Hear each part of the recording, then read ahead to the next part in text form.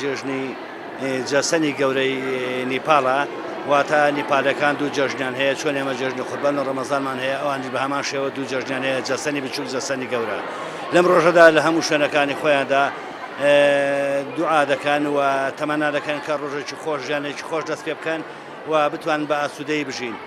بۆیە ئێمە وەکو ڕێکخراوی داکۆچی لە کرێکارانی بیانی هەموو ساڵێک و هەموو مناسبەکان لەگەڵان لە بەشداری لێرە و قسەی خۆمانمان هەبووە پشتیوانمان هەیە و دۆستایەتیمان تازە دەکەینەوە لەگەڵیاندا بۆی بتوانین جوانی کورد و پاراستنی مافی مرۆڤ کە کورد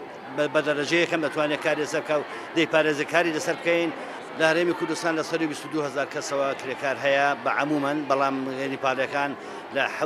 لە حدودی 15,000 کەسە واتانی وە زیاتر پێگەێن ئەم جەسن بە خۆشی جوگی زانی چیە ئێمە نێپالی هینە خەڵکێکی زۆر دێکەڵەوەیە بودی و هینی هەموو دینێک دێکەڵەوەیە لەبەرەوەی ئەو دینانە ئەبێ ڕێزی لێکتر بگرین اینجا بۆنیەوە ساڵی ئێک جار جەشن